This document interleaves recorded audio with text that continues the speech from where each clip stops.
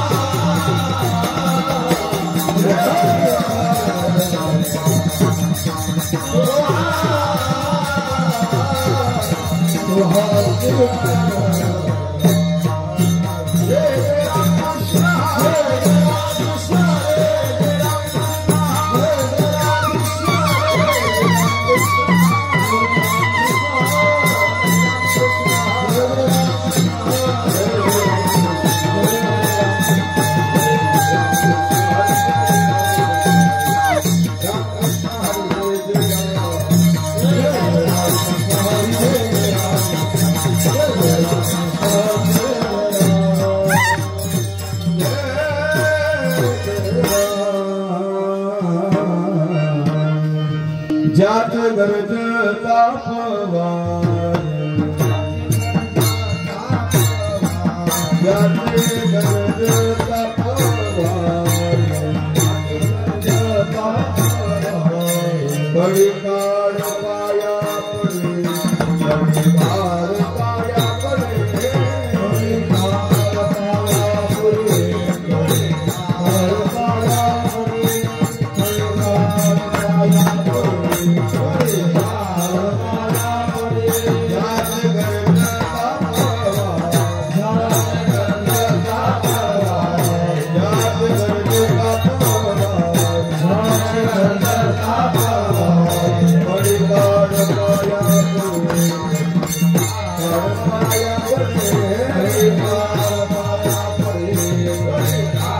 पाया पड़े बड़ी कार पाया पड़े बड़ी कार पाया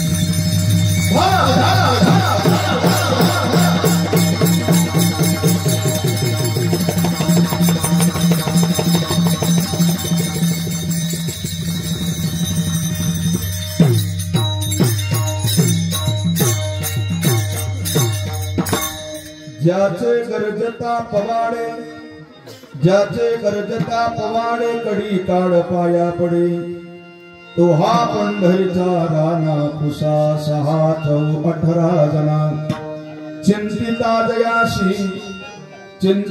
जयासी भुक्ती मुक्ती कामारे दासी तो हा पंढरीचा राणा पुसा 6-18 जना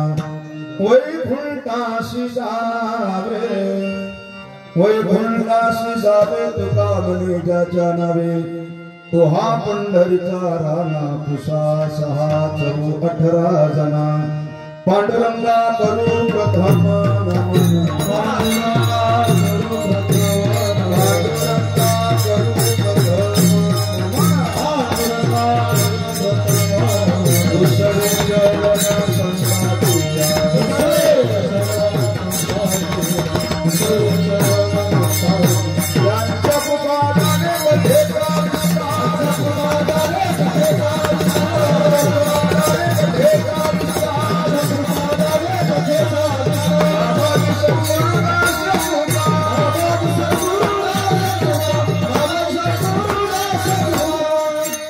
वसुदेव सुतं देवं कंसचार्योरमर्दनं देवकी परमानन्दं कृष्णं वन्दे जगद्गुरुं लोकाभिरामं रणरङ्गधीरं राजीवनेत्रं रघुवंशनाथं कारुण्यरूपं करुणाकरन्तं श्रीरामचन्द्रं शरणं प्रपद्ये प्रभु के चरणों में सदा पुण्य पुण्य करूं प्रणाम कहूँ तुझे भूलो नहीं मेरे प्रियतम श्याम भक्त भक्त भगवंत गुरु चतुर नाम एक इनके पद वंदन करो नासत विघ्न अनेक प्रथम ही गुरु को शीश नमाओ हरि चरणों में दान लगाओ मंगल भवन अमंगल हानि द्रवो सुदशरथ आदिर बिहारी जय जय जय हनुमान गोसाई कृपा करहु गुरुदेव की नाई हे राम सिया राम सिया राम जय राम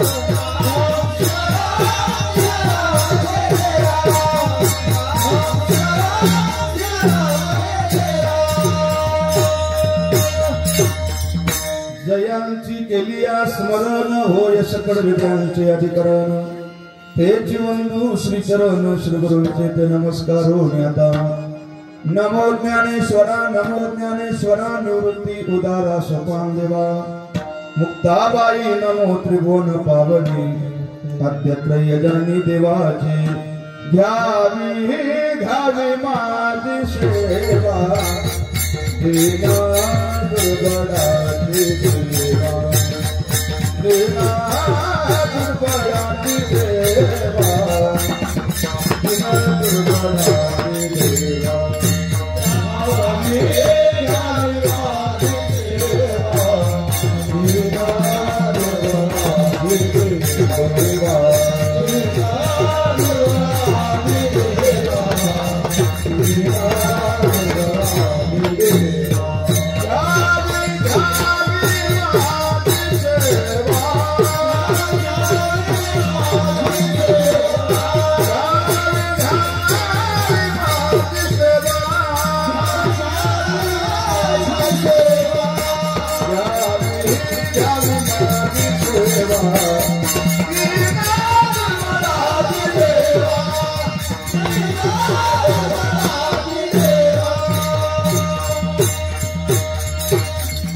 ज्याचे गरजता पवाडे कडी काळ पाया पडे तो हा पंढरीचा राणा उसा 618 जना प्रस्तुत मुक्त कैवल्य तेजनदी भगवान श्री ज्ञानोबा आहे अखिल कोड ब्रह्मांड आहे भगवान परमात्मा आदिशक्ती मुक्ताबाई सर्वांचं कुलदैवत आपलं ज्योतिबा महाराज यांच्या चरणारविंदी सेवा समर्पित करण्याकरता जमलेले भक्त भाविक व भक्तिमती मातांच्या समोर कीर्तन रूपी सेवेकरता निवडलेला अभंग जगविख्यात विश्वसंत विश्वभूषण महाराष्ट्राला सुशोभित असणारे हिंदवी स्वराज्याचे संस्थापक छत्रपती शिवाजी महाराज यांची धर्मगुरु देहूकर निवासी श्री संत तुकोबाराय यांचा हा 4 चरणाचा अतिशय गोड असा अभंग मी सेवेकरता निवडला विठाला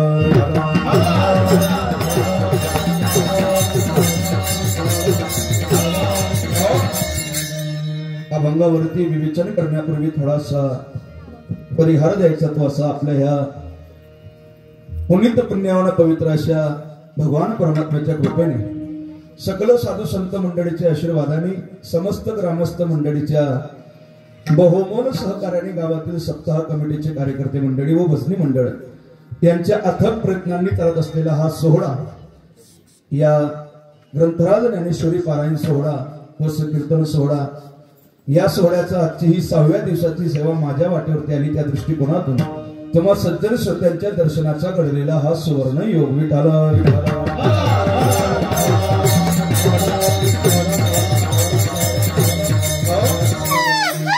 बऱ्याच दिवसापूर्वी आपल्या गावातील सप्ताह कमिटीच्या वतीने कार्यकर्ते मंडळीचा मला फोन आला आणि फोनवरती दिलेलं हे निमंत्रण त्या दृष्टिकोनातून आपल्या ह्या जयंतीमध्ये सर्वांच्या दर्शनाचा आणि सेवेचा हा योग प्राप्त होत आहे खऱ्या अर्थाने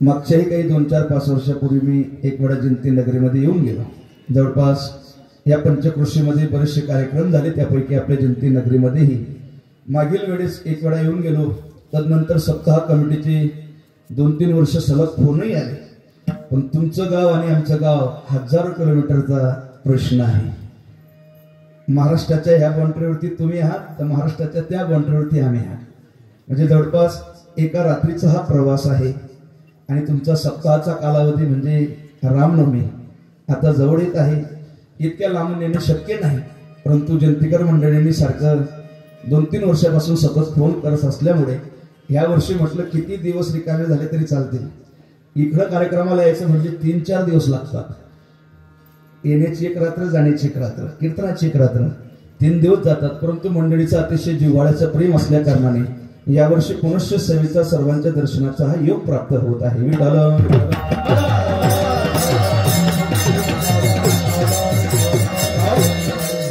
आपली सप्ताहाची सर्व भजनी मंडळ आणि कार्यकर्ते मंडळी यांचा मला फोन आला आमचे हनमरवाडी येथील आमचे आदरणीय हरिभक्त परायण आमचे गुरुबंधू पांडुरंग महाराज खऱ्या अर्थाने त्यांचाही फोन आला आणि त्यानुसार येण्याचा हा योग आहे आणि खऱ्या अर्थाने आपलं जयंती ग्रामस्थ वासियांचं कौतुक करावं तितकं थोडं आहे सुंदर अशा प्रकारचं सप्ताहाचं नियोजन आयोजन या ठिकाणी संपन्न होत आहे. आपल्या कुलदैवत महाराजांच्या या देवी आणि भव्य प्रांगणामध्ये नवे नुसता संकीर्तन सोहळा नाही तर खऱ्या अर्थाने ज्ञानेश्वरी पारायण सोहळाही संपन्न होत आहे. विठ्ठल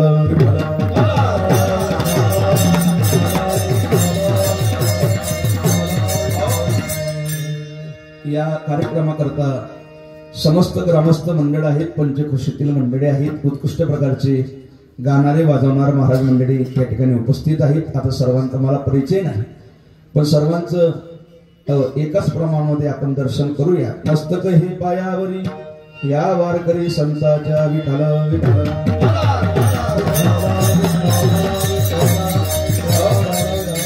या कार्यक्रमाकरता माझ्यासोबत आलेले आमचे परम आदरणीय हरिभक्तपरायण सचिन महाराज पुजारी हनबरवाडीकर महाराजही उपस्थित आहेत. उत्कृष्ट प्रकारची साऊंड सिस्टीम या ठिकाणी संपन्न होत आहे. आमचे आदरणीय शुभम साऊंड सिस्टीम गोड असा आवाज आहे, क्वालिटी आहे, त्यांच्याकरता एकदा टाळी वाजवा. आपल्या ह्या पंचकृषीमध्ये नवे आपल्या ह्या भागामध्ये जर गोड साऊंड असेल तर आमचे शुभम साऊंड आहे, तेही या ठिकाणी उपस्थित आहेत. माझ्यासोबत आलेले आपल्या पंचकृषीचं खऱ्या अर्थाने सगळ्यात मोठा सप्ताह करणारे अशी वाडी प्रसिद्ध असणारी आपल्या जवळच मारुगडेवाडी, तिथेही 2-3 वेळा मी सप्ताह करता येऊन गेलो कीर्तना करता. पण तुमच्या वाडीचं नाव जरा अवघड आहे, आम्हाला उच्चार करण्याकरता जरा अवघड आहे. तर आमची तिथले सप्ताहाचे कार्यकर्ते बरीचशी मंडळी उपस्थित आहेत. त्यापैकी आमचे आदरणीय हरिभक्तपरायण कृष्णा महाराज टेलर तेही या ठिकाणी उपस्थित आहेत. केवढा मोठा जोरात सप्ताह त्यांनी संपन्न केला डोंगरावरती. महाराष्ट्रातले सगळे नामवंत कीर्तनकार एकत्रित आणून दररोज 2-4 हजार लोकांना भोजनाचा कार्यक्रम व कीर्तनाचा म्हणजे अन्नदान आणि ज्ञानदान. विठ्ठल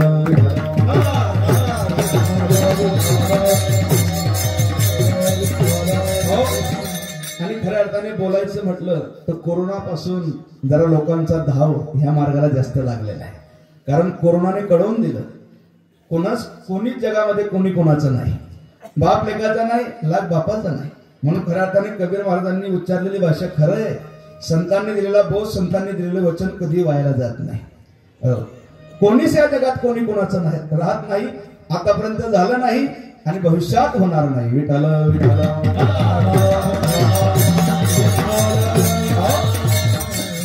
तू काया नगर का सौदागर, तुझे अपने वतन पे जाना है, तू काया नगर का सौदागर.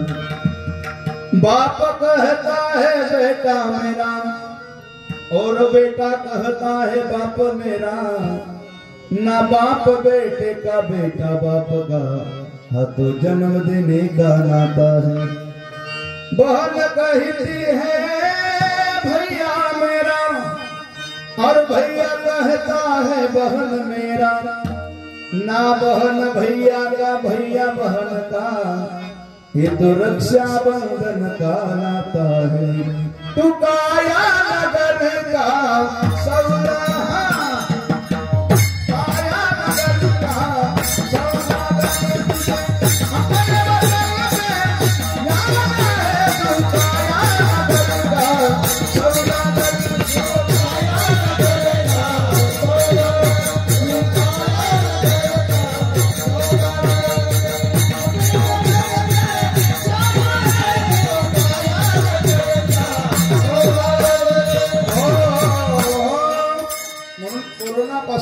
जरा समाज ह्या मार्गाला जास्त स्वरूपात ओढलेला आहे.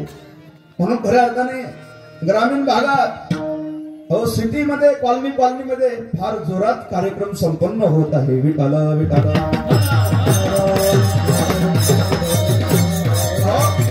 आणि आपली चिंतिकर मंडळी अतिशय भावना प्रधान आहे, श्रद्धावान आहे, पारमार्थिक मंडळी आहे. पारमार्थिक एक गाव आहे. खऱ्या अर्थाने आपल्या गावामध्ये फडकरी अशी परंपरा आहे. खऱ्या अर्थाने ज्यांनी सुंदर अशा प्रकारची पहिली चाल गायली, अतिशय फळाचे निष्ठावंत भक्त आहेत, फडकरी चाल त्यांनी गायलेली आहे.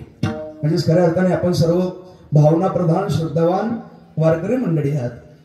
आणि नवे ज्यांच्याकडून आजची ही कीर्तनाची सेवा आहे ते आपल्या गावातील परम आदरणीय हरिभक्तपरायण कैलासवासी शिवाजी कृष्णा खोसरे यांच्या स्मरणार्थ श्री आदरणीय हरिभक्तपरायण संदीप खोसरे व सुरज खोसरे यांच्याकडून आजची ही कीर्तनाची सेवा आहे. विठाल विठाल.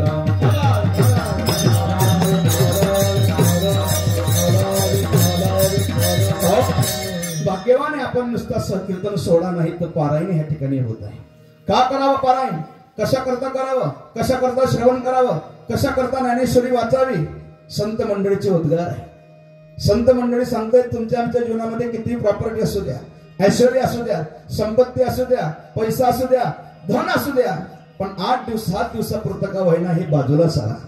आणि मरता मरता एकदा का होईना या ग्रंथाचं श्रवण केल्याशिवाय मरू नका, वाचन केल्याशिवाय मरू नका. मी बोलत नाही, संतांचे उद्गार आहे. सकळ वैभव सांडावे गीता भागवत वाचावे माघोलिया मधुकरी नित्य वाचावे ज्ञानेश्वरी तुकया दासाचे जीवन गीता भागवत रामायण सकळ वैभव सांडावे गीता भागवत वाचावे.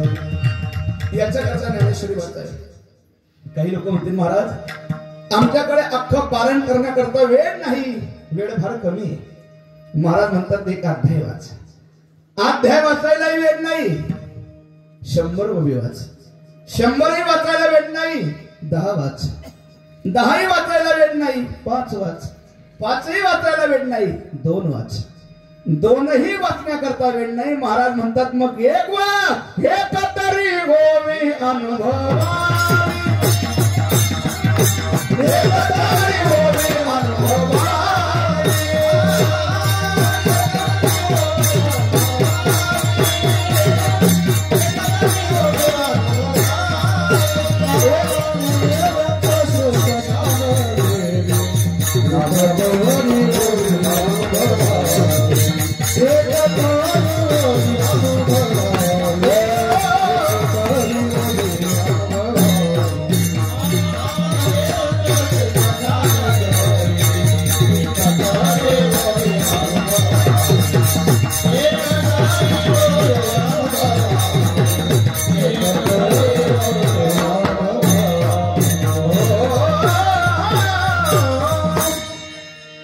तरी ओवे अनुभवावे. नामदेवराव सांगतात 1 ओवे वाचा.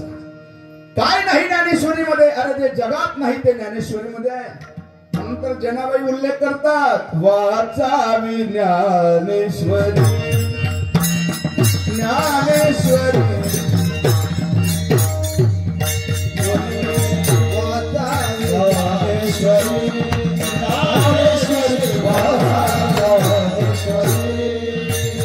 डोळा पहावे पंढरी डोळा पहावे पंढरी पंढरी ज्ञान होय आज्ञानासी आज्ञानासी ज्ञान होय आज्ञानासी डोळा पहावे पंढरी डोळा पहावे पंढरी ज्ञान होय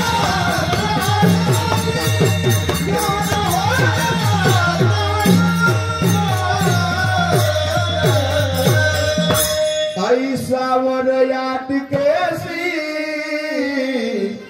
ज्ञान होय अज्ञानासी. हो ज्ञानेश्वरी वाचा. म्हणून तुम्ही आजही आळंदी क्षेत्रात जा. आजन वृक्षाच्या झाडाखाली पारायण करणारी मंडळी सगळेच मात्र शिक्षित असतात असं नाही. काही त्यामध्ये अशिक्षितही लोक आहेत. हो शत्रू मित्र आहे, नवे नवे अक्षर शत्रू आहे. पण असे अक्षर शत्रू जरी लोक असले, नुसते ज्ञानेश्वरीच्या पानावरती नुसते बोट जरी फिरवले, ज्ञानोबर आहे ज्ञानोबर आहे माऊली माऊली जरी म्हणाल तरी एक दिवस तो मनुष्य ज्ञानेश्वरी वाचायला लागतो. हा ज्ञानेश्वरीचं महत्व आहे. विठाल विठाल.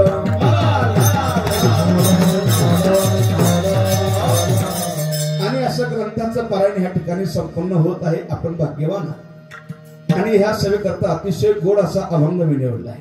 ज्याचे गरिजता पवाडे कडी काड पाया पडे तो हा पंढरीचा राणा उसला 6-18 जना श्रीमंत श्री जगद्गुरु तुकोबाराय अभंगाच्या द्वारा अखिल कोट ब्रह्मांड नायक भगवान परमात्म्याचं कार्यत्व अवच्छेदकाने तुम्हा आम्हाला ओळख करून देत आहे. विठ्ठल विठ्ठल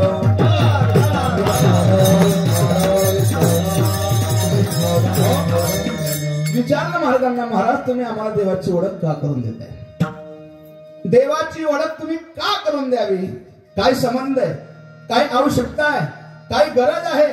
देवाची ओळख तुम्ही आम्हाला का करून द्यावी? महाराज म्हणतात आमचं अवतार कार्यच त्याच्या करताय. वास्तविकता आम्ही ह्या भूमितलावरती आलो याचा अर्थ आम्ही राहणार इथले नाही, आमचं गाव हे नाही, आमचा पत्ता देखील हा नाही. आम्ही आहोत तरी कुठले? आम्ही वैकुंठवासी आलो या ठिकाणासी. आम्ही वैकुंठवासी आलो या ठिकाणासी. आम्ही वैकुंठवासी आलो या ठिकाणासी. आम्ही वैकुंठवासी आलो या ठिकाणासी.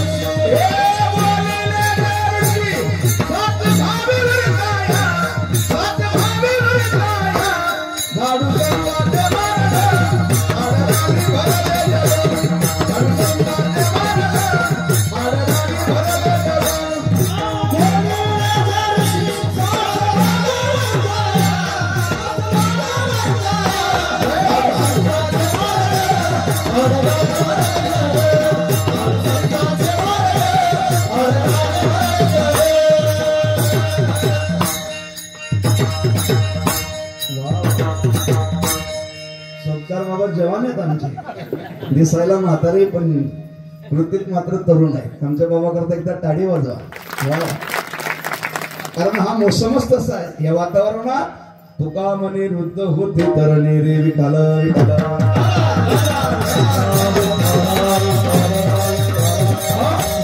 महाराजांना विचारलं, महाराज तुम्ही का ओळख करून देतायत? महाराज म्हणतात त्याचं कारण आहे, आम्ही राहणार इथले नाही, आम्ही वैकुंठातले आहोत. आम्ही वैकुंठवासी आलो या कारणासी. किम कारणासी? आडमार्गाने धावणारा समाज सन्मार्गाच्या वाटेवरती लावण्याकरता आमचा अवतार कार्य आहे. म्हणून म्हणावं लागतं अवतार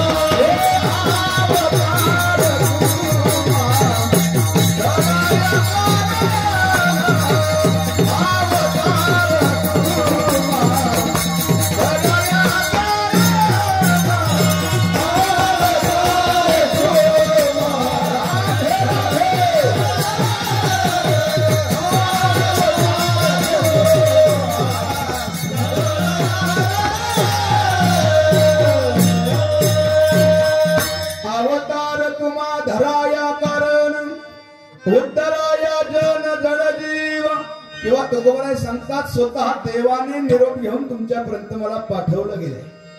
तुका म्हणे मज मार्ग हा सोपास. म्हणून आम्ही तुम्हाला देवाची ओळख करून देत आहे. विचारलं महाराजांना, देवाची ओळख करून देत आहेत ना म्हणले. मग एक करा ना म्हणले. काय देवाची आम्हाला ओळख करून देण्यापेक्षा देवाची प्राप्तीच करून द्या ना.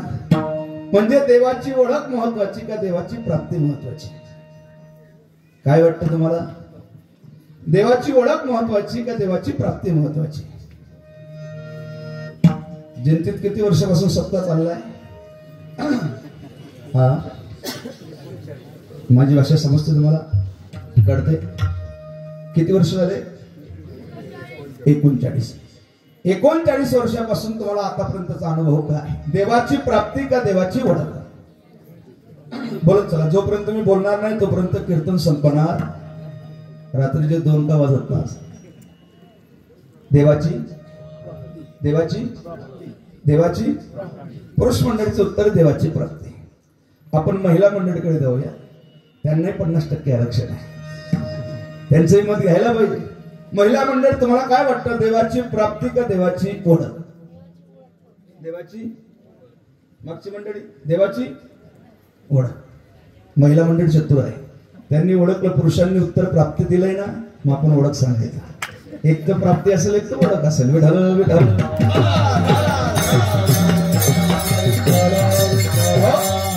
खरं उत्तर असं आहे, देवाच्या प्राप्तीपेक्षा देवाची ओळखच महत्वाची. विठाल विठाल.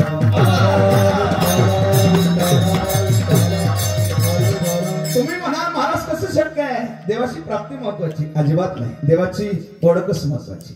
कशी ओळख महत्वाची तुम्हाला सामान्य उदाहरणावर मी लक्षात येईन किंवा सांगितल्या जातं परंपरेने. एखादी गोष्ट जर आपल्या जीवनात अवेलेबल असेल, प्राप्त असेल, उपलब्ध असेल, आणि त्याची जर किंमत, त्याचा महिमा, त्याचा अर्थ जर कळाला नाही, त्याची किंमत शून्य बजेट केली जाते. परंपरेने उदाहरण आहे, एक सामान्य वस्ती होती, छोटीशी वस्ती होती, छोटस गाव होतं, आणि त्या वस्तीमध्ये एक छोटासा शेतकरी राहण्याकरता होता. शेतकऱ्याकडे 1 बिघा म्हणावं, 1 एकर म्हणावं जमीन होती. त्या जमिनीमध्ये त्याने रात्रंदिवस काबाड कष्ट करावे, रक्ताचं पाणी करावे, रात्रीचा दिवस करावा, धावपळ करावी, आणि वर्षभर त्याने शेतीमध्ये तळमळ करून मात्र वार्षिक उत्पन्नावरती उदरनिर्वाह वर्षभर भागवावा. असा शेतकरी. त्या शेतकऱ्याच्या घरात एक लग्नाच्या वयातली मुलगी होती. घरात उपपर वयाची मुलगी असू द्या, बापाची चिंता वाढली जाते, झोप उडल्या जाते, जेवण कमी होत, विचार वाढायला लागलात. आता काय करावं, कसं करावं, कसं करू, काय झालं, हे 35 अक्षरी मंत्र त्याचा सुरू झाला. मुलीचं लग्न तर ह्या वर्षी व्हायला पाहिजे, पण कसं करावं? जवळ पैसा नाही, धन नाही, आर्थिक दृष्टिकोन अतिशय दुर्लभ आहे. मुलीचं लग्न तर व्हायला पाहिजे, पण करण्याकरता पैसा नाही. विचारात पडला. विठाल विठाल.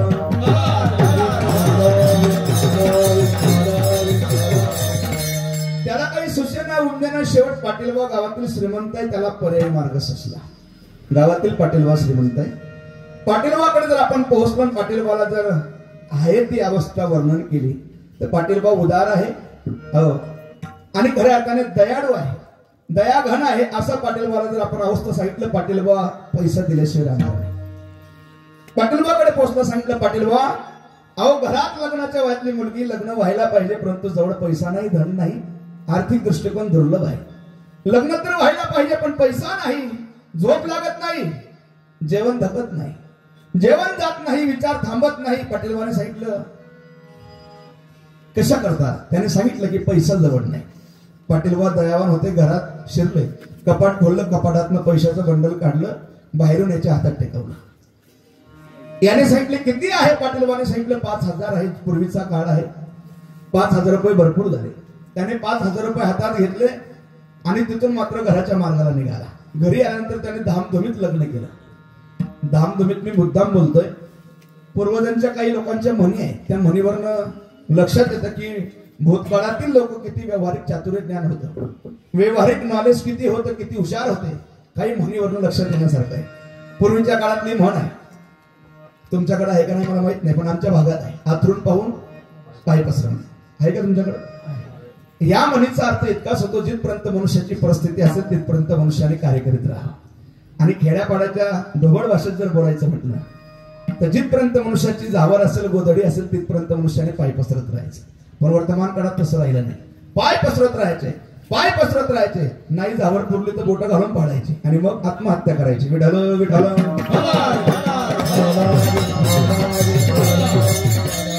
त्या मनुष्याने 5,000 रुपये पाटीलबाकडनं घेतले, घरी आला, धामधुमीत मुलीचं लग्न केलं. दिवसामागे दिवस, दिवसामागे दिवस, वर्ष पालट झालं. ज्या शेताच्या उत्पन्नाच्या भरोश्यावरती पाटीलबाचे पैसे माघारी द्यायचे होते, त्याची जवळ तारीखही जवळ आली, दिवस वेळ जवळ आला, आणि ज्या शेताच्या भरोश्यावरती उत्पन्नावरती त्याने पैसा माघारी देण्याचा ठरवला होता, त्या शेतात त्याने लावला कांदा, आणि कांद्याने वेळेवर केला वांदा. 50 में 6 किलो, 50 में 6 किलो, 50 में 6 किलो, अख्ख्या कराडात जिकडे पाहा तिकडे कांदा. त्या कांद्याला कोणी खाईना. मग शेवट कांद्याला भाव न मिळाल्यामुळे पैसा जवळ आला नाही.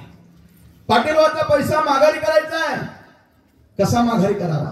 पुन्हा झोप उडाली, विचार वाढले, जेवण कमी झालं, शेवट त्याला सुसायला लागला. आता पाटीलबाचा पैसा माघारी कसा द्यावा?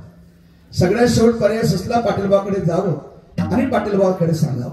बरं, तो पाटीलबाचा पैसा आहे, तो काय सामान्य पैसा आहे? पाटीलबाचा पैसा म्हटला म्हणजे व्याजाला व्याज, व्याजाला व्याज, व्याजाला व्याज. त्याला कुठलं व्याज म्हणतात? चक्रव्याज. तुम्हाला माहिती सांगलं देता वाटतं तुम्ही. चक्रव्याज अशी भानगड त्या माणसाला जगू देत नाही, मरू देत नाही. विठाल विठाल.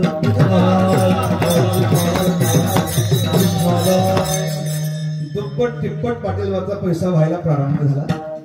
पाटीलबाकडे हा पोचला. सांगितलं पाटीलबा एका शब्दात तुम्ही माझं काम भागवलं, तुमचे उपकार मी जीवनातून कधी विसरू शकणार नाही. पण पाटीलबा तुमचा पैसा माघारी देण्याचा वेळ जवळ आलाय, पण मी पैसा माघारी देऊ शकत नाही. म्हणले का?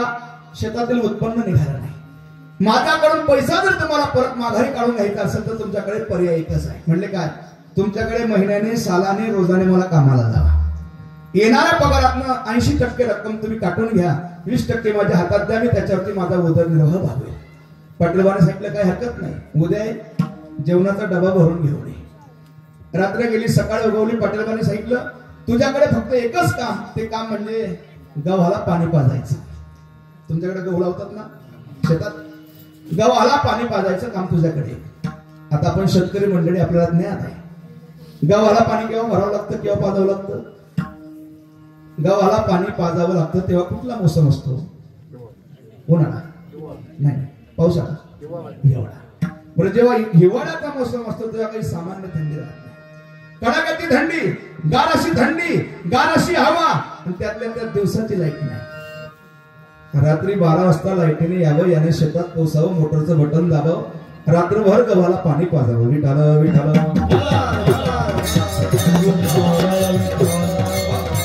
एका रात्रीचा प्रसंग असा घडला. रात्री 12 वाजता लाईट आली, हा शेतात पोहोचला, मोटरचं बटन दाबलं, गव्हाला पाणी पाजायला लागला.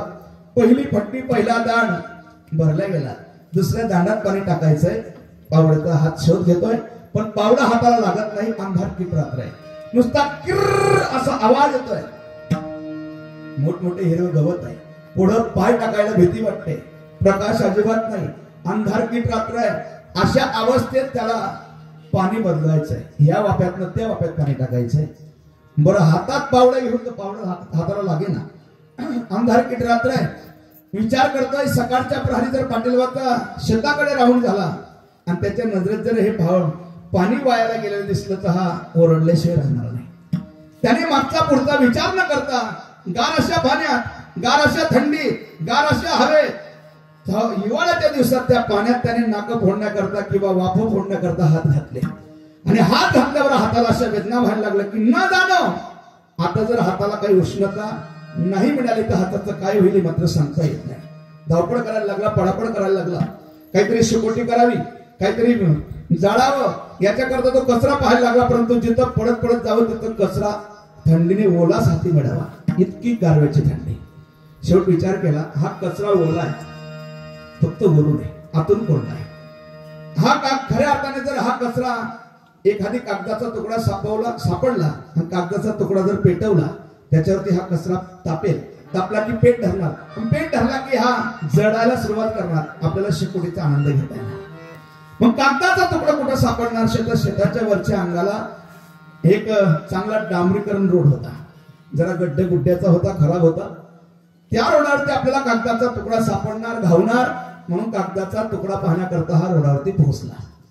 ज्या रोडावरती हा जाऊन पोहोचला त्याच रोडाने फार मोठा शेतकरी घरी आपल्या शेतातील उत्पन्न कराडला विकून घरी येत असताना त्याच्या मोटरसायकलला पैशाची बॅग होती, कॅश होता बॅगमध्ये. त्याची मोटरसायकल गड्ड्यामध्ये आदळली.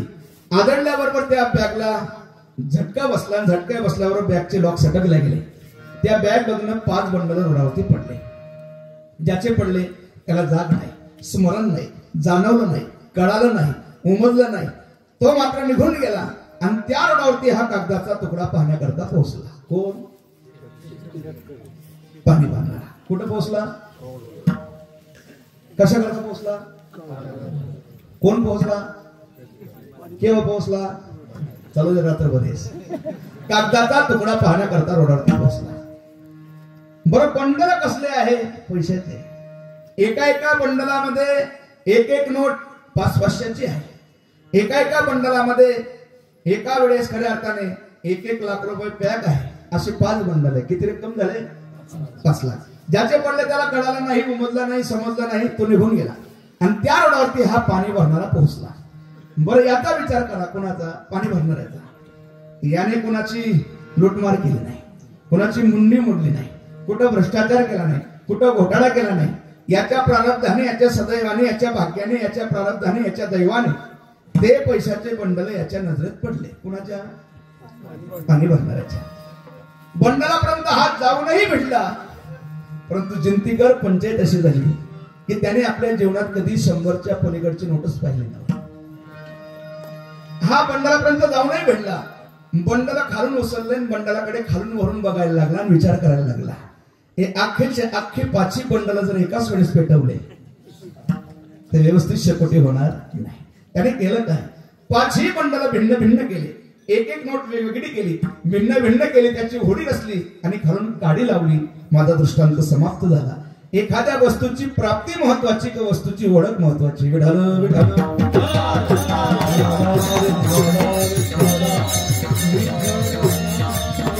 वस्तूची प्राप्ती असून तिचा जर महिमा, तिचा जर अर्थ, तिची जर किंमत कळाली नाही तर शून्य किंमत असते. अरे 5,000 रुपये भेटणाऱ्या शेतकऱ्याला 5 लाखाची प्राप्ती झाली. महाराज म्हणतात त्याचा महिमा त्याला कळाला नाही, अर्थ कळाला नाही. अगदी त्याचप्रमाणे तुमचं आमचं जीवन होऊन बसलंय. अमूल्य किमतीचं शरीर भगवान परमात्म्याने आपल्याला दान केलंय. दान नाही, समर्पित केलं नाही. समर्पित नाही, अरे दान करून दिलंय. दान जेणे हा जीवन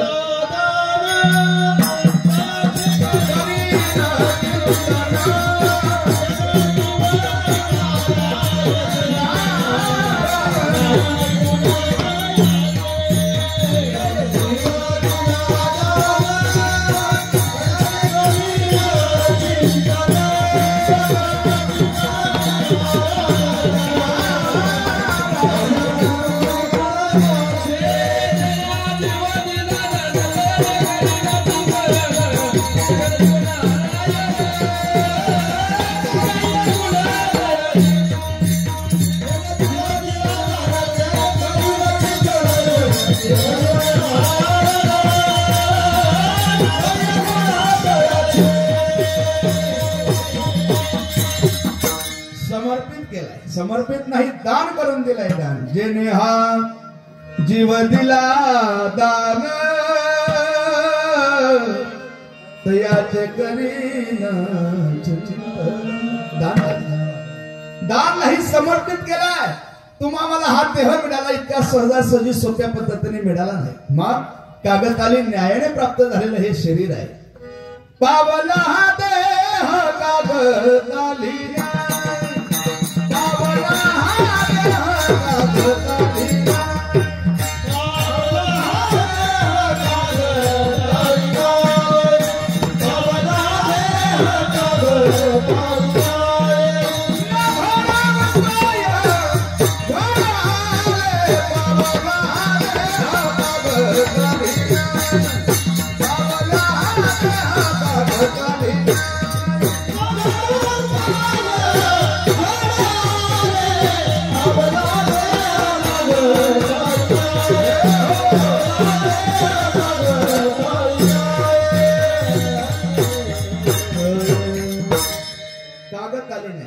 धर्मशास्त्रामध्ये अनेक न्याय, त्यापैकी हा कागदाली न्याय प्रसिद्ध आहे. एक गुप्तगुपित न्याय आहे.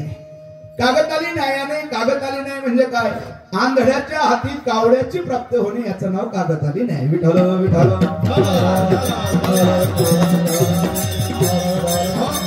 हा देह प्राप्त आहे. वास्तविकता हा देह प्राप्त झाला इतका सहजासहजी नाही. फार दुर्लभ आहे, फार दुर्लभ आहे. किती दुर्लभ आहे? नाथ बाबा त्याचा विचार करतात. फार दुर्लभ आहे. नरदेह दुर्लभ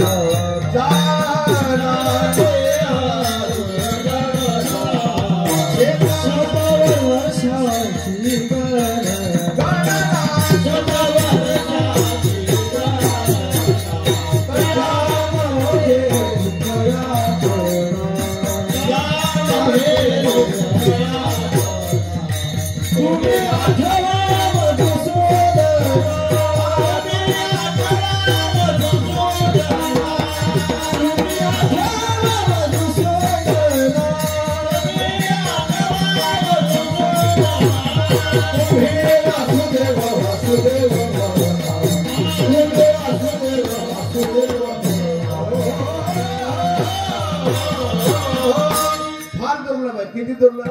फार दुर्लभ आहे, फार दुर्लभ आहे. किती दुर्लभ? नरदेह दुर्लभ दाना, शतवर्षाची गणना, तयामध्ये दुःख यातना. तुम्ही आठवा मधुसूदना हो. इतकं दुर्लभ आहे. नुसता देह दुर्लभ नाही, आयुष्य दुर्लभ आहे. किती दुर्लभ संत मंडळी वर्णन करतायत. मेरु तुल्य पृथ्वी दिदल्या सुवर्ण, नमिळे क्षण एक नरदेव. मेरु तुल्य प्रमाणे जर तुम्ही सुवर्णाचं दान केलं तरी एका मिनिटात आयुष्य वाढणार नाही. इतकं दुर्लभ खऱ्या अर्थाने आयुष्य आहे. आयुष्य दुर्लभ, देह दुर्लभ, नाना प्रकारची इंद्रिय, नाना प्रकारचे इंद्रिय दिले इंद्रिय हात पाय कान डोळे मुख बोलाया वचन. जेने तू जोडसी नारायण, नाशे जीव पण भवरोग. हात दिले, पाय दिले, कान दिले, डोळे दिले, बोलण्याकरता तोंड दिले. देवाने एक एक पार्ट इतकं सुंदर दिलंय. देवाने दिलेलं सरत नाही आणि तुम्ही आपण बसवलेलं टिकत नाही. विठ्ठल विठ्ठल. ज्याला दोन पायापैकी एक पाय त्याला विचारा दुसऱ्या पायाची किंमत काय. ज्याला दोन हातापैकी एकच हात त्याला विचारा दुसऱ्या हाताची किंमत काय. शेवट बोलू, ज्याला दोन किडण्यापैकी एकच किडनी त्याला विचारा दुसऱ्या किडनीची किंमत काय. विठ्ठल विठ्ठल.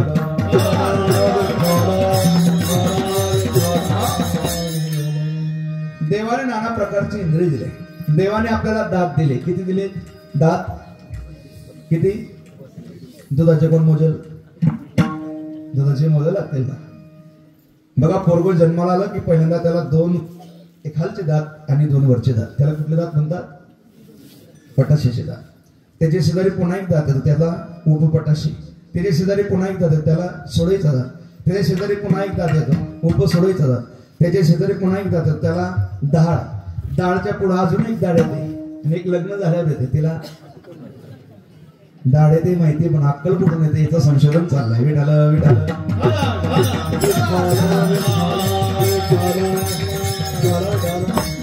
मी बोलतोय देवाने दिलेलं सरत नसतं, तुम्ही आपण बसवलेलं टिकत नसतं. ह्याच्याकरता दृष्टांत सांगतो. आमच्या विभागात, नाशिक विभागामध्ये माझा कार्यक्रम होता. ड्रायव्हर माझ्यासोबत होता, गावातलं पोरगं होतं. मोटरसायकलवर मध्ये पडलेलं होतं आणि त्याच्या समोरचे दोघं दात पडलेले होते. तरुण पोरगं होतं, त्याने डुप्लिकेट दात बसवलेले होते. हे मला माहित नाही. त्याने कधी मला बोललं नाही, मी त्याला कधी विचारलं नाही, त्याच्यावर कधी चर्चा झाली नाही. ज्या गावात कीर्तना करता गेलो त्याचे नातेवाईक तिथे भेटले. नातेवाईकांनी त्याला माझ्यासोबत पाहिलं, त्यांना आनंद झाला. वा वा, महाराजांसोबत आलाय, 2 मिनिटं का होईना पण महाराजांना आमच्या घरी आण, आमच्या घरी आण. तो म्हणला, महाराज तुम्हाला जावं लागेल, आपल्याला जावं लागणार. म्हटलं काही हरकत नाही. सारथी होता, ऐकावं लागतं. त्याच्या नातेवाईकाच्या घरी आम्ही पोहोचलो. तिथे गेल्यानंतर ते लोक विनवण्या करायला लागले, नाश्ता करा, काहीतरी खा. त्यांना म्हटलं काही नको, आम्हाला जेवणाचा वेळ झालाय, पाणी द्या, जाऊ द्या. ते म्हणले नाही नाही, काहीतरी खावं लागणार. दिवाळीचा परेड होता, काहीतरी तुम्हाला खावं लागणार. त्या घरामध्ये 80 वर्षाची आजी होती. आजी खाटीवरती बसलेली. ती आजी म्हणायला लागली, महाराज असं जाऊ नका. अहो तुम्ही घरी आलात म्हणजे देवघरा आला असं तुम्हाला जाताय ना, काहीतरी घ्यावं लागणार. अतिथी असं घरून विन्मुख न जाता कामा नाही. म्हणलं आजी काही हरकत नाही. आजी म्हणली काही नका खाऊ, परंतु माझ्या हाताने लाडू बनवले, ते एक लाडू खा. म्हटलं म्हातारा माणूस आहे, 80 वर्षाची आजारी, आजीला कशाला नाराज करा. म्हटलं आणा आजी लाडू. आजीने लाडू आणला. लाडू मी घेतला, लाडू तोंडात धरला, इतका कडक तो तुट्टा तुटेना फुट्टा फुटेना. 80 वर्षाचा आजीचा अनुभव. परंतु माझे दात म्हणजे आपलं जेसीबी ओरिजिनल असल्यामुळे, जेसीबी पकडल्यामुळे मी एकाच टोल्यामध्ये लाडूचे 2 तुकडे केले. ड्रायव्हरला सांगितलं, बघ बाबा कडक आहे, तुझ्याकडून खाल्ले जातील तर खा, नाहीतर वापस कर. त्याला काही आगोपणा करायची गरज होती का? डुप्लिकेट दात होते समोरचे. त्याने माझ्यासारखे वरून जोरात जेसीबीचा पावडं टाकला. जसं पावडं वरून टाकलं तशी त्याचे डुप्लिकेट दोघे दात त्या लाडू फसले. लाडू हाताच्या खाली निसटला. लाडू पुढं हा लाडूच्या मागे, लाडू पुढं हा लाडूच्या मागे, लाडू पुढं हा लाडूच्या मागे. लाडू शिरला सोप्याच्या खाली, भाई मुद्दा सोप्याच्या खाली. आजी म्हणायला लागली, अरे बाळा दुसरा देव का लाडू? तर म्हणायला लागला, आजी तुझा लाडू चुलीत घालून दे, पण त्यात फसलेला दात काढून दे.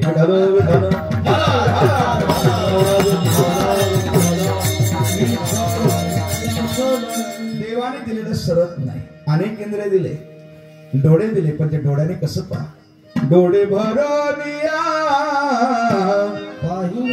पाहिन तुझे मुख, कान भरून तुझी कीर्ती, ते माझ विश्रांती देईल. गोड आहे, तोंड दिले त्या तोंडाने इतकं गोड बोला, इतकं गोड बोला की त्या गोड बोलण्यातून परमात्मा आपल्याला जॉईन करता आला पाहिजे. विठ्ठल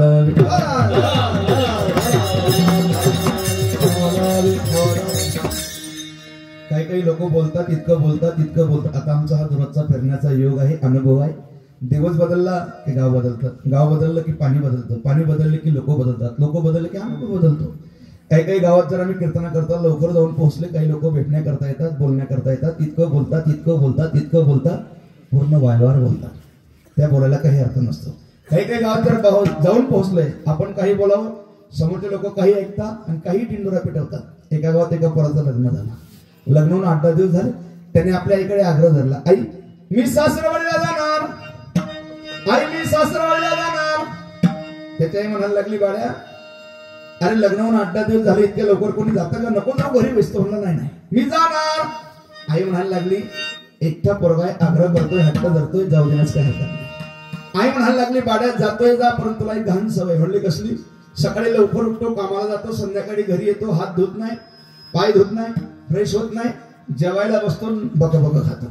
तसं तिथं करायचं नाही. काही काही लोकांना जेवण करताना तोही समोर राहत नाही. येऊ जा म्हणता, येऊ जा म्हणता. अरे बाबा ते पोट आहे, पोत नाही. विठ्ठल विठ्ठल.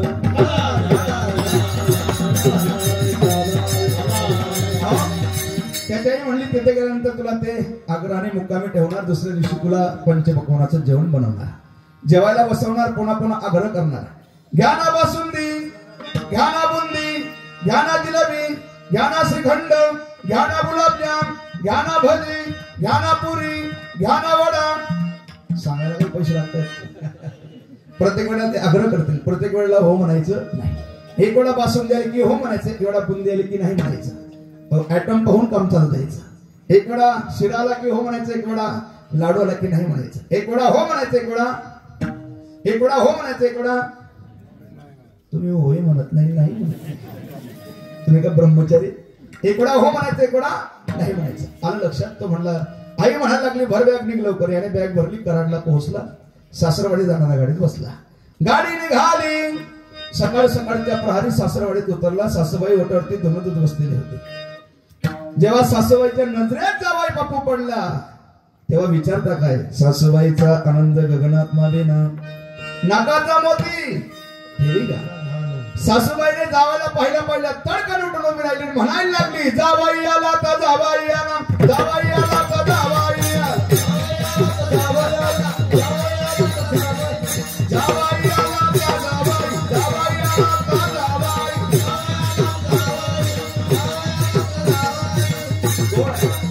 नागबाबांनी त्याच्यावरती भारुडच लिखित केलं. जावायासी करू पाहता अंगठी,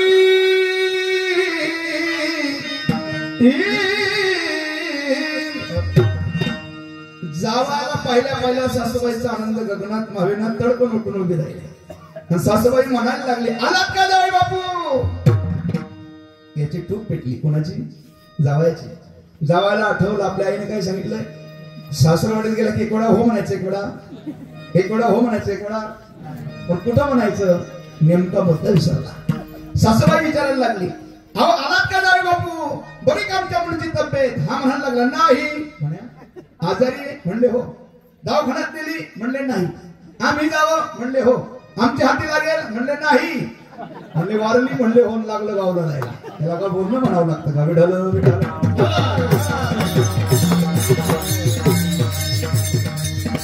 बरं लोक बोलतील यात विशेष नाही. लहान लहान पोरं इंग्लिश मिडियमला शिकतात, खूप टॅलेंट आहे, चतुर आहे, हुशार आहे.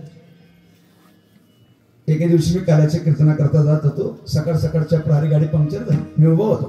तितक्यात एक पोरग माझ्या नजरेत पडलं. मी त्याला विचारलं, वाडा इतक्या सकाळच्या प्रहारी कुठं निघाला.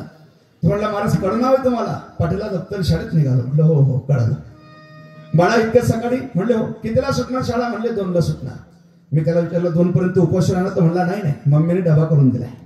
म्हणलं काय दिलंय डब्यावरती? म्हणलं पुरणपोळी करून दिली. म्हणजे इतक्या सकाळी सकाळी मम्मी उठणार, स्नान करणार, तुला पोळी गरम करून देणार. खोटं बोलतोय का? खोटं बोलतोय तू, इतक्या सकाळी शक्य नाही. तो म्हणला महाराज खोटं नाही, खरं आहे. त्याने दप्तर खोललं, आतून डब्बा काढला आणि माझ्या हातात दिला. मी डबा खोलला आणि डब्यावरती खरोखर पाहिलं तर पुरणपोळी होती. आणि मग मला तुकोबरांचं प्रमाण आठवलं. लेकुराचे हित ओ लेकुराचे हित वाहे माहुलीचे चित्त. बस मी डबा पाहिला. मी त्याला विचारलं बाळा, वा रे वा, खरोखर तू पुरणपोळी आणली. पण परंतु मी त्याला विचारलं बाळा, पुरणपोळी मला खूप आवडते, मला देतो का खायला? तर म्हणले घ्या खा. म्हटलं मी अख्खी खाणार. तो म्हणला अख्खी खा. म्हणलं अख्खी खाल्ल्यानंतर घरी गेल्यानंतर तुला मम्मीने जर विचारलं बाळा डबा कोणी खाल्ला, तू काय सांगणार? तर म्हणलं तुम्ही टेन्शन घेऊ नका, तुम्हाला भूक लागली ना, खाऊन घ्या, अख्खा खा, पूर्ण खा. घरी गेल्यानंतर जर माझ्या मम्मीने मला विचारलं बाळा डबा कोणी खाल्ला, मी सांगणार मम्मी डब्बा कोणी कुत्र्याने खाल्ला. मला का बोलणं म्हणावं लागेल.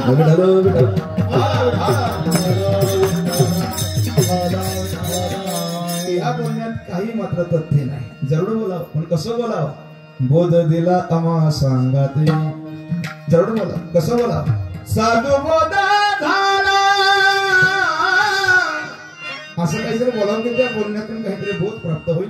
महाराजांना विचारलं महाराज 10:30 झाले. एखादी साधकाने आपल्या जीवनामध्ये अहोरात्र भजन केलं, चिंतन केलं, नामस्मरण केलं, देवाचं भजन केलं, त्या भजनाचा, त्या चिंतनाचा, त्या नामस्मरणाचा नेमका साधकाच्या जीवनात काय परिणाम होणार, त्याचं उत्तर महाराज अभंगाच्या प्रथम चरणात.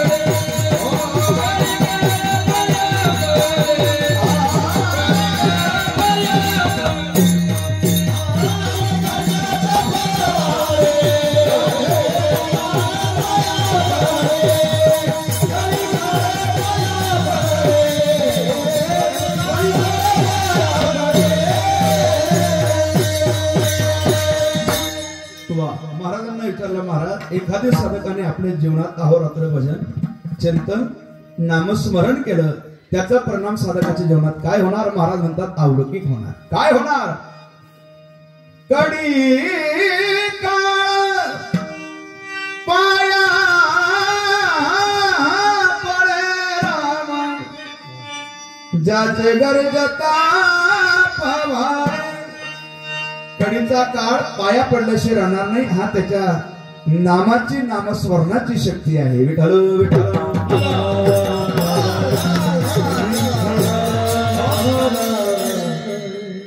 कोण हा कडी काळ? का पडणार पाया? काय येणार शरण? काय गरज आहे? कोण हा कडी काळ? महाराज म्हणतात काय येणार ना शरण. आपण ज्याचं भजन करतोय, चिंतन करतोय, नामस्मरण करतोय, तो कोण आहे? तो ह्या काळाच्याही बापाचा बाप आहे. तो हा देवाचाही देव, बडिया माझा पंढरिया, किंवा काय कडी काळाचा देव. तो काळाच्याही बापाचा बाप आहे. म्हणून मला वाटतं पाया पडणार, कडी काढ पाया पडे. आता काळ असा एक प्राणी अख्ख्या जगाला खाणारा काळ आहे. जगा काळ खाय अख्ख्या जगाला. इतका मोठा काळ आहे, इतका डेंजर आहे, इतका भयानक आहे. त्या काळाची लंबी आणि रुंदी ज्ञानोबा ज्ञानेश्वरीच्या 10व्या अध्यायात प्रगट करत आहे.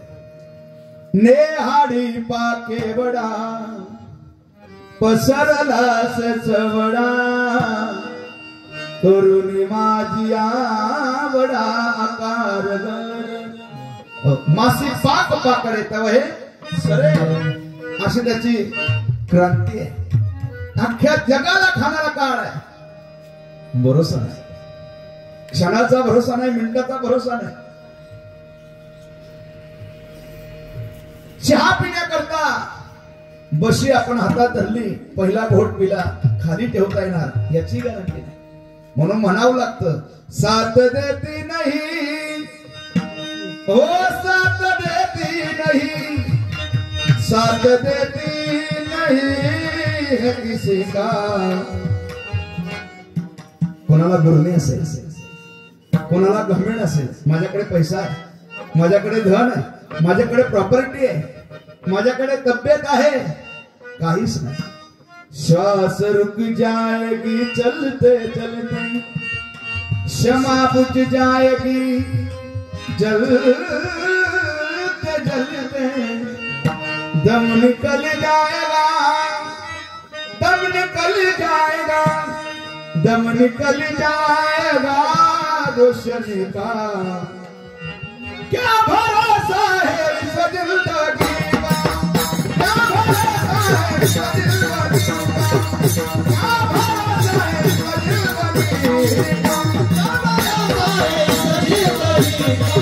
क्या भरोसा है इस जिंदगी का, क्या भरोसा है इस जिंदगी का, क्या भरोसा है इस जिंदगी का. भरोसा नाही, कोणाला राहता येणार आहे.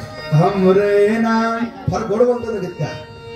हम रहना मोहब्बत रहेगी, दास्ता अपनी है दुनिया कहेगी.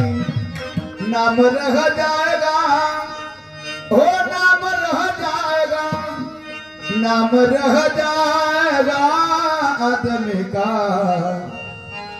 क्या भरोसा है जिंदगी का. भरोसा. म्हणून संत मंडळी जागृत करतात, क्षण भंगुर नाही वरवसा, क्षणोक्षणाची उठा जागे वारे आता, आता जागा रे भाई नो जागा. कर जोडोनी विनवितो तुम्हा, लागोनिया पाया करा रे बापानं. इतकं करून समाज ऐकत नाही, संत मंडळी चिडतात. किती सांगू तरी नायकती भटकीची, तरी समाज ऐकत नाही. आणि मग नाथ बाबा म्हणतात, हे जरी नाही काला मग दुसरा येईन, हे जरी नाही काला, हे जरी नाही काला मग दुसरा येईन, हे सरद शेवटी काढवंदोडी येईल, सरद शेवटी सरद शेवटी काढवंदोडी येईल, सरद शेवटी. हे एका जनार्दनी हा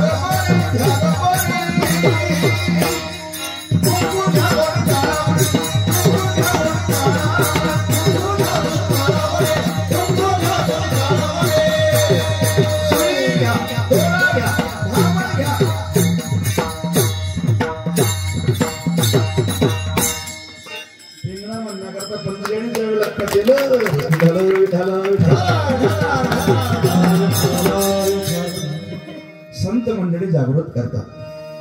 आता जागा रे भाई नो जागा. कसा करता? काळ अवघड आहे म्हणून सावधान व्हा. सावध झालो सावध झालो हरीच्या आलो जागरणा. तुम्ही जागेला. काळ भयानक आहे पण असा जरी डेंजर काळ असला तरी महाराज म्हणतात चिंता करू नका, पाया पडेल. कडी काळ पाया पडेल पण केव्हा पडेल?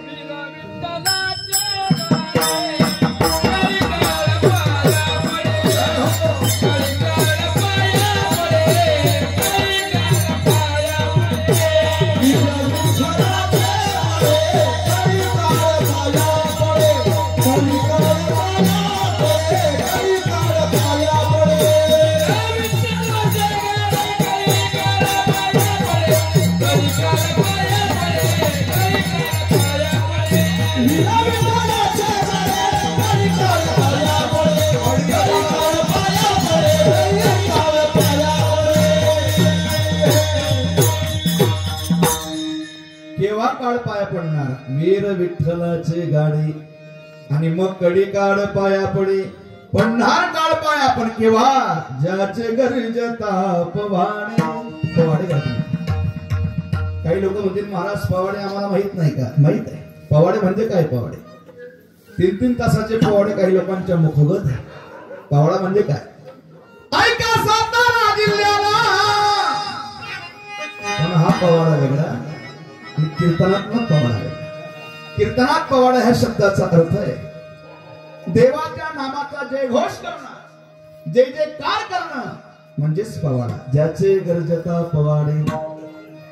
आता पवाडे कुठले कुठले? देवाने ज्या ज्या अवतारामध्ये जे जे अवतार परिधान केले, ज्या ज्या युगात जे जे अवतार परिधान केले, ज्या ज्या अवतारात जे जे चरित्र केलं त्याची यथार्थ गर्जना म्हणजेच पवाडा. आता देवाने राम अवतार परिधान केला, सर्वांना माहिती. अख्खा रामायण ग्रंथ काय? पवाडा. एका श्लोकात अख्खं रामायण आहे. अथो राम तपोवनात गमनम हत्वा मृगम कांचनम वैदेही हरणम जटायुतरणम सुग्रीव संभाषणम वाली निर्जलम समुद्र तरनम लंकापुरी दाहनम पश्चात रावण कुंभकर्ण हननम एतते रामायण. अख्ख्या एका श्लोकात अख्खर रामायण ग्रंथाचं उद्गार. अरे ज्या मुहूर्तावरती प्रभू रामचंद्र परमात्म्याचा राज्याभिषेक व्हायला पाहिजे होता नाही झाला. इंद्रासारखा ज्याचा मित्र आहे, जगाचा कर्तुम कर्तुम अन्यथा कर्तुम भगवान परमात्मा त्याचा सुपुत्र आहे. असाही दशरथ राजा कैकेयीच्या समोर हात पसरून उभा आहे. कैकेयी धाडून कोवनिरा हात जोडितो पदार पसरवितो द्यावे मज जीवदान कैकेयी धाडून कोवनिरा. नाही ऐकत कैकेयी. कैकेयी नाही समजण्याकरता शेवट जे घडायचं ते घडलं. वनवासा निघाली रघुनंदन रघुनंदन रघुनंदन हे रघुनंदन वनवासा निघाले रघुनंदन. निघाले. अख्खा रामायण ग्रंथ हा किती मोठा पवाडा आहे. महाराज म्हणतात ह्या पवाड्याची गर्जना करा. ज्याची गर्जता पवाडे. नसल पटत गोकुळातलं उदाहरण घ्या, मथुरेतलं उदाहरण घ्या, वृंदावनातलं उदाहरण घ्या. भगवान कृष्ण परमात्म्याने कृष्ण अवतार द्वापरात परिधान करून अवतार परिधान करून देवाने काही कमी चरित्र केलं? तुम्ही आजही वृंदावनात जा. मी कायम सांगतो आजही सांगणार. आजही तुम्ही वृंदावनात भक्ती पाहिजे असेल, देवाच्या भक्तीची तळमळ पाहिजे असेल तर तुम्हाला उत्तर प्रदेशातच जावं लागणार. तुम्ही आजही जा. दिल्ली सारख्या करोडपती घराण्यातले तरुण तरुण सुंदर पोरं घरादारावरती तुळशीपत्र समर्पित करतात, गोपीवेश अंगावरती परिधान करतात, यमुनेच्या किनाऱ्यावरती येतात, स्वतःचं प्रतिबिंब यमुनेच्या पाण्यात पाहतात, डोळ्यातून टप टप टप टप अश्रूच्या धारा यमुनेच्या पाण्यात करतात, आकाशाकडे हात करतात, कृष्णा अरे तुझी भेट आम्हाला कधी होणार, सांग ना कृष्णा, तुम्हारी याद आती है, तुम्हारी तुम्हारी तुम्हारी याद आती है, बताओ क्या करे मोहन। देवा किती आठवण येते, ऐक ना जरा। सुबह और शाम आती है, रात भर हो रुलाती है, चैन हमें है चैन हमें नहीं आता, बताओ क्या करे मोहन। सांग ना देवा भेट कधी होणार, तुझ्या भेटी करता कान्हया रे, कान्हया रे, कान्हया रे, हो जगत जिंदगा, कान्हया रे,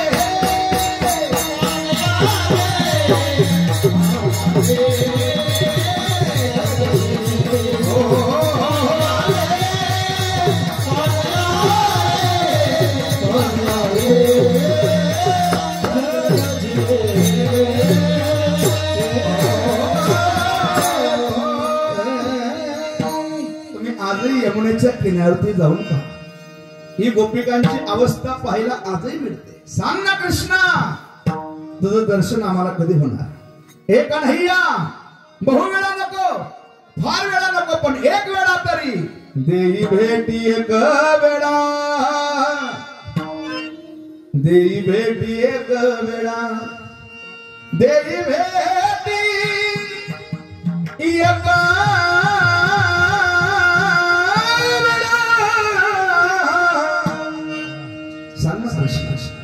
कधी होणार भेट।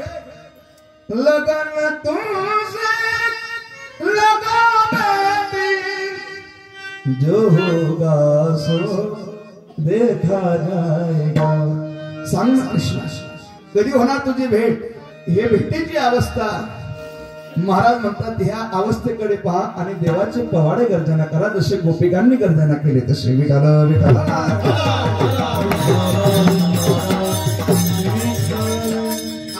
पवाडे तुम्ही गर्जना केले तर परिणाम कडी काढ पाया पडे। महाराज कळाला आम्हाला, पण कुठल्या देवाचे पवाडे। महाराज सांगतात तो हा पंढरीचा राणा, कुसा 6 चौ 18 जणा। महाराज म्हणतात जर तुमचा माझ्या बोलण्यावरती विश्वास बसत नसेल, भरोसा वाटत नसेल, तुम्हाला जर माझ्या बोलण्याची गॅरंटी पटत नसेल, तर मी तुम्हाला 11:15 वाजता पुरावा देतो। काय पुरावा?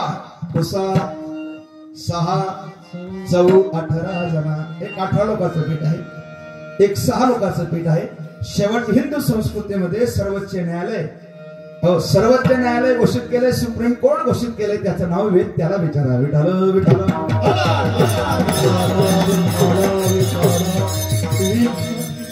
18 लोकांचं पीठ त्याला म्हणलं जातं 18 पुराण, 6 लोकांचं पीठ त्याला म्हणलं जातं 6 शास्त्र, आणि 4 लोकांचं पीठ त्याला 4 वेद.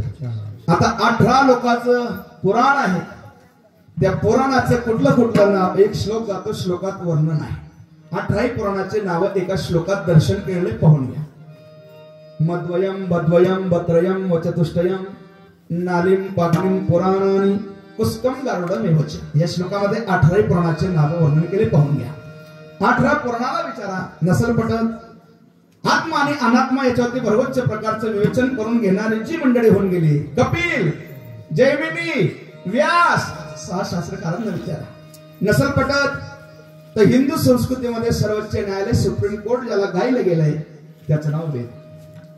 ऋग्वेद, सामवेद, यजुर्वेद आणि अथर्ववेद. 4 वेदाला विचारा. एक मनुष्य तडकन उठला, म्हणायला लागला, महाराज थांबा थांबा, आम्हाला पुराण कळत नाही. मी शास्त्राला विचारा. शास्त्र आम्हाला समजत नाही. म्हणलं वेदाला विचारा.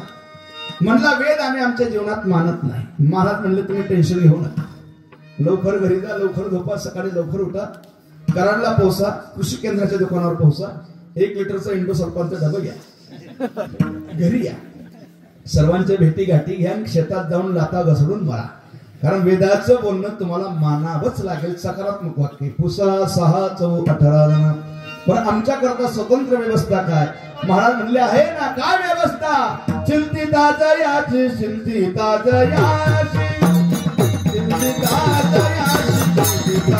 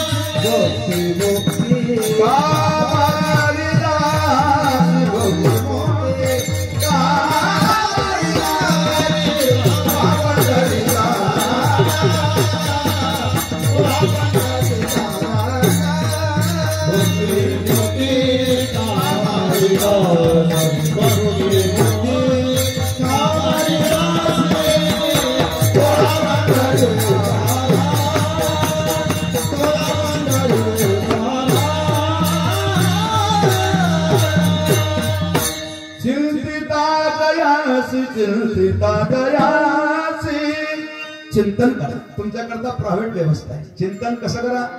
बऱ्याचशा लोकांना बऱ्याचशा गावामध्ये सप्ताह गावात बसला की स्मशान वैराग्य प्राप्त होतं. सकाळी लवकर उठतात, बाथरूम मध्ये शिरतात, पहिला तांब्या डोक्यावर टाकतात, हरिपाठाला प्रारंभ करतात. देवाचे द्वारी उभा क्षणभरी तेने मुक्तीचारी साधेल्या. बाथरूमच्या बाहेर पडतात, देव घराजवळ जातात, देव पूजाला प्रारंभ करतात. हरिमुख हे म्हणा, हरिमुख हे म्हणा. पप्या तुझ्या आईला म्हणा चहाचा कपलाय. याला चिंतन म्हणलं जात नाही. हे असं जर चिंतन केलं फायदा होणार नाही. चिंतन असं करा. कसं? नाम घेता उठा उठी. समाज अवस्थेसारखं बसा, दोघं डोळे बंद करा, अंतकरणामध्ये मूर्तीची, देवाची मूर्ती स्थापित करा. नकशिकांत मूर्तीचं ध्यान, वाणीद्वारे अखंड उच्चार. असं जर ध्यान तुम्ही केलं, चिंतन केलं, तर परिणाम नाम घेता उठा उठी, पुढे उभा जग जेथे, ऐसे धरोनिया ध्यान, मनी करावे चिंतन. असं जर चिंतन तुम्ही केलं तर त्याचा परिणाम भक्ती, मुक्ती, कामादिदासी. कोणी चिंतन केलं? भक्ती शास्त्रामध्ये अनेक उदाहरण आहे. त्यापैकी संत मीराबाईचं उदाहरण जागृत आहे. परमसंत मीराबाई गोड कालावधी आताच पुण्यतिथी होऊन गेली. राजपूत घराण्यामध्ये, राजस्थान प्रांतामध्ये घराण्यामध्ये जन्माला आलेली कन्या, नाव तिचं मीरा. दिसायला इतकी सुंदर आहे, इतकी स्मार्ट आहे, इतकी देखणी की मीराला कोणी पहिल्या 2 सेकंदात कोणाचंही मन तिने वेधित करून घ्यावं अशी दिसायला. याच्या पुढे बोलू. शास्त्रकार लिखित करतायत, मीराने जर पान खाल्लं तर कशाद्वारा पान बाहेर दिसावं इतकी सुंदर आहे. रास थाटात हळूहळू लहानशी मोठी होणारी मीरा कळायला लागलं, समजायला लागलं. हजारो नारी तिच्या सेवेत आहे. कोणी तिला हवा घालतंय, कोणी आरसा दाखवतंय, कोणी घडवतंय, पण असे थाटात जेवण जगणारी मीरा कळायला लागलं. अंगावरती पहिले राजश्रय काढले. जेवणाचं कल्याण जर करायचं असेल तर एकच करावं लागेल. काय? तुका मने जन्मा आल्याचे सार्थ विठ्ठलची एक आयुष्याच्या साधने सच्चिदानंद पदवी. अंगावरचे राजवस्त्र काढले, भगवस्त्र परिधान केले. मीराबाई देवाच्या भजनात दंग झाली. किती दंग झाली. ऐसी लागी लगन मीरा हो गई मगन, हो तो गली गली गली हरि गुण गाने. किती दिवानी झाली. स्वतः उल्लेख करते, मैं तो दीवानी भूमि श्याम पिया की बनी रमे तो दीवानी भूमि. दीवानी झाली. मेरे तो गिरिधर गोपाल दुसरो नहीं कोई. वेडी झाली. कोण बरं म्हणत होत? नाचायला लागली. बघ घुंगरू बांध मेरा नाम झनक झनक झन झन जनक जनक झन झन छनन छनन छन छनन छनन छन छनन छनन छन छन घुंगरू बांध मेरा नाम. सगळी मंडळी गोड आहे. हार्मोनियम वादक काय गोड वाजवतात. वा वा. एक एक शब्द माझा ते हार्मोनियम वरती वाजवत आहे. असे मास्टर मी पहिल्यांदा बघत आहे. विठाल विठाल.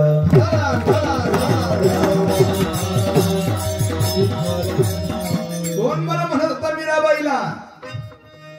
लोक कहे मीरा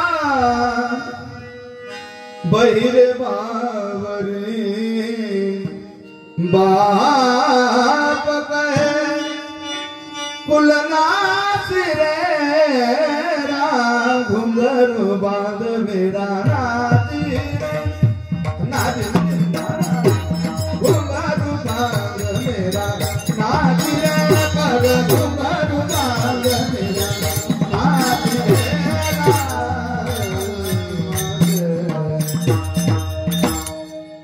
जरा भजनानंदी माणूस आहे. तुम्हाला चालत नाही तुम्ही म्हणणार मधून मधून महाराजला काय झटका येतो. विठाल विठाल. कोण बरं म्हणत होत? मीराबाईचे वडील देखील म्हणायला लागले, आपल्या घराला कंक लावण्याकरता जन्माला आलेली काढते. म्हणून घेतलं बापाने, हे मीरा मी तुझा बाप आहे, राजा आहे, राजकन्यास तू राजपूत घराण्यात जन्माला आली. समाजात नाचणं मला चालणार नाही. बेटा मीरा, ज्यावेळी तू समाजात नाचतेस ना त्यावेळेस मला असं वाटलं जातं माझं नाक कापलं जात आहे. नको ना नाचू. मीराबाईने उत्तर द्यावं, बाबा कुणाशी बोलतायत? माझ्याशी. माझं जीवन ऐका ना. मैं तो आपने नारायण की हो गई आपकी दास रे. पग घुंगरू बांध मेरा मेरा नाची रे नाची रे. नाच. शेवट नाचता नाचता पुन्हा बापाच्या नजरेत पडली. पुन्हा तडपाची आग मस्तकाला भेटली. बापाने मीराबाईच्या आईला जवळ बोलवलं आणि सांगितलं की हे बाई, सांगून देखील हे ऐकत नसेल तर हा विषाचा प्याला घेऊन जा. त्याला समजावून पहा. नाही ऐकलं तर पाजून टाक, समाप्त करून टाक.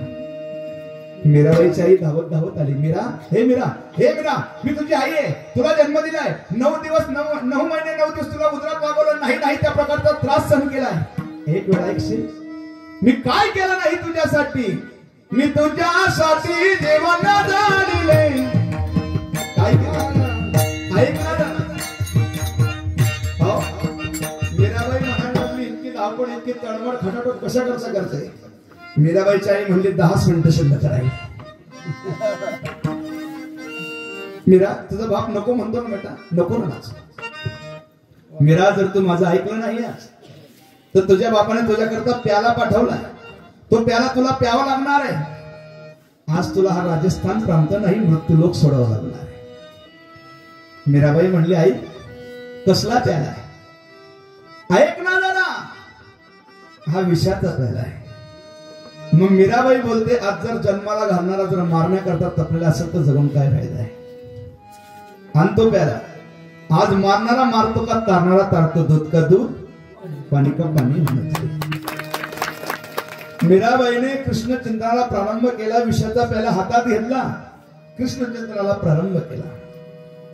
विष का प्याला राणा ने भेजा,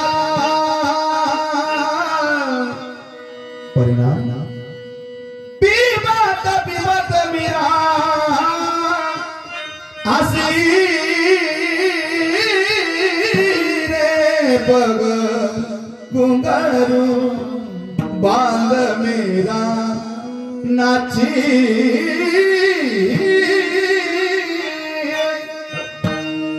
मीराबाईने कृष्ण चिंतनाला प्रारंभ केला. कृष्ण करता करता कृष्ण करता करता कृष्ण रूप झालेली मीरेने मात्र जहाल विषाचा प्याला सेवन करून टाकला. मायबाप, जिंतीकरांना परिणाम हात झाला. जहाल विषाचा परिणाम मीराबाईवर न होता त्या जहाल विषाचा परिणाम मूर्ती झाली काढी देवाची. अख्खी देवाची मूर्ती काढी झाली. अख्ख्या राजस्थान प्रांतीयांनी तो घडलेला सीन पाहिला, चमत्कार पाहिला. तर नंतर मीराने सर्वांचा त्याग केला. पायात घुंगरू, हातात चिपड्या, एक तारी बिना घड्यात मीराबाई वृंदावनाच्या दिशेला निघाली. वृंदावनात बाकी बिहारीच्या समोर नाचायला लागली. किती नाचते, नाचूंगी नाचूंगी नाचूंगी नाचूंगी नाचूंगी.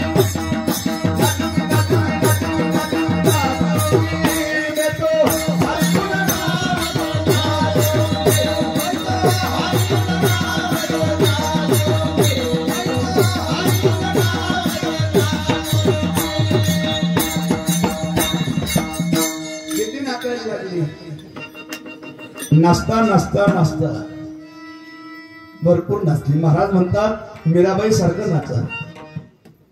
जर नाचले चिंतिता जयाशी असं जर चिंतन केलं, देवाच्या भजनात जर मग्न झालं तर परिणाम भुक्ती मुक्ती कामारी दासी. भुक्तीचे 2 प्रकार, मुक्तीचे 4 प्रकार. तुमच्या घरी काम करण्याकरता दासी होऊन हजर राहणार. सांगा महाराज, आई सेवा करू. आणि असं जर चिंतन केलं, असं जर भजन केलं तर महाराज म्हणतात, काही का होईना बरोबर 11ला 5 कमी असताना तुम्हाला वैकुंठ लांब नाही, जवळ आहे. वैकुंठासी जावे, जय हो. वैकुंठासी जावे, वैकुंठासी जावे, वैकुंठासी जावे,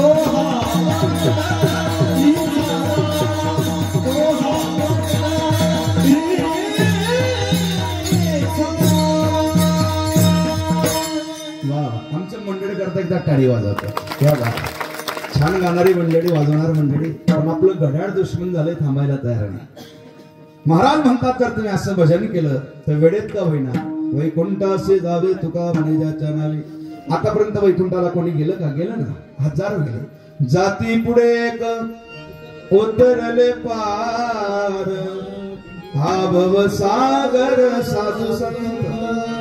साधू संत गेले आनंदी राहिले हर नाम झाले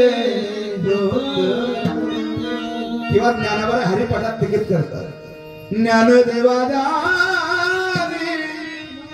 रामकृष्ण परिणाम वैकुंठ भुवनी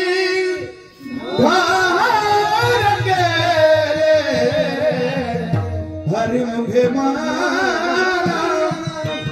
हरिमुखे मारा म्हणून वैकुंठाला आपल्यालाही जाता येणार पण केव्हा जाता येणार तुका म्हणे ज्याच्या नावे वैकुंठाशी जावे तो हा पंढरीचा राणा पुसा 618 आता तो म्हणजे कोण तो म्हणजे वैकुंठातला आणि हा म्हणजे पंढरपुरातला तो हा विठ्ठल बरवा राम बरवा कृष्ण बरवा तोच परमात्मा वैकुंठातून पंढरपुरात कसं काय आला काही लोक सांगतात तो राधे करता आला कोणी सांगतो तो रुक्मिणी करता आला कोणी सांगतो तो बाहिका करता आला कोणी सांगतो तो पुंडलिका करता आला कोणी सांगतो तो भक्ता करता आला कोणी सांगतो साप चुकीचा आहे तो पुंडलिका करताच आला भक्त पुंडलिकासाठी उभा राहिला विठेवरी भक्त पुंडलिकासाठी उभा राहिला विठेवरी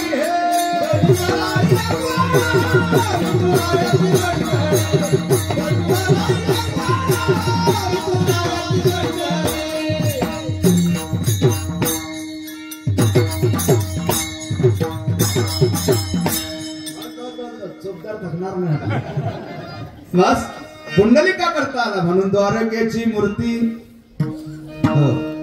किंवा लाडका तो हरी यशोदेचा किंवा पुंडलिकाच्या भावार्था गोकुडे होणी झाला येता तोच परमात्मा पंढरपुरात आला म्हणून त्या पंढरपुरातल्या परमात्म्याचं नाव पंढरपूर पाटणीगा महाराज सार्वभौम राणा तो हा पंढरीचा राणा राणा म्हणजे तो राजा आहे विठो पाटील त्याचं नाव आहे म्हणून तो पंढरीचा राजा आहे अशा परमात्म्याचं तुम्ही भजन करा वैकुंठासे जावे तुका म्हणे ज्याच्या नावे तो हा पंढरीचा राणा पुसा 618 अभंगाच्या 4 चरणाचा भावार्थ मर्यादित वेळेत आपल्या समोर ठेवतोय बोलता बोलता घड्याळची मर्यादा समाप्त होत आहे एकदा बोलता बोलता 2 तास पूर्ण झाले 2 तासाच्या कालावधीत मी तुम्हाला एकदाही त्रास दिला नाही तुम्ही ताट बसा मांड्या घाला हाताने टाळी वाजवा मुखाने चिंतन करा आम्ही दररोजच्या कीर्तनातून 2-2 वेळा लोकांना सांगतो टाळी वाजवा दम मारा मुखाने चिंतन करा टाळी वाजवा चिंतन करा 2-2 वेळा सांगून लोक टाळी वाजवत नाही चिंतनही करत नाही का करत नाही का वाजवत नाही आम्हाला माहिती नाही एखाद्या वेळेला तुमची देवावरती काही नाराजी असावी की देवाने इतक्या मोठ्या भयानक कोरोनामध्ये आमचा नंबर का लावला नाही अशी कोणाला काही शंका नाही कोरोनातून आपण वाचलोय आपल्याला हे बोनस मिळालेला आहे मग खऱ्या अर्थाने या बोनसचा वापर चांगला करा म्हणून सर्वांनी 2 मिनिटाकरता जितकी पुरुष मंडळ आहे त्या सर्व पुरुषांनी आपले 2 हात जरा झटक्यात वर करा झटका करतो तुम्हाला झटका जाऊ द्या वर पुन्हा जाऊ द्या जोपर्यंत मी सांगत नाही 2 हात खाली करा तोपर्यंत कोणी 2 हात खाली करायचे जो कोणी न सांगता 2 हात खाली करणार त्याला त्याच्या शेजारची शपथ आहे महिला मंडळ तुम्हाला 50% आरक्षण आहे तुम्ही पण होऊन जाऊ द्या कॅमेरामॅन सर्वांकडे कॅमेरा फिरवा हो सर्वांनी हाताने जोरात टाळी मुखाने चिंतन 2 मिनिटं विडोबार घोमा टाळी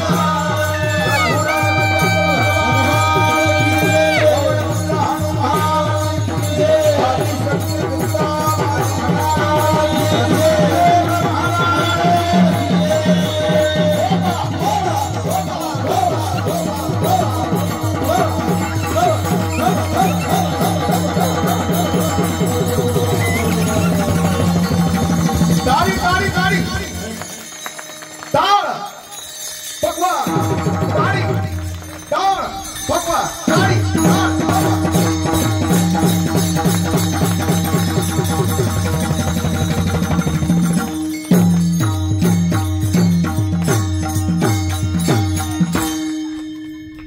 वाह वाह शाबास धन्यवाद करा मग हात खाली हा जिंतीवाला नाही शपथ लागत नाही वाटत वैकुंठासी जावे तुका म्हणे जाता नावे तो हा पंढरीचा रण उसा 6 चौ 18 जना ज्ञानेश्वर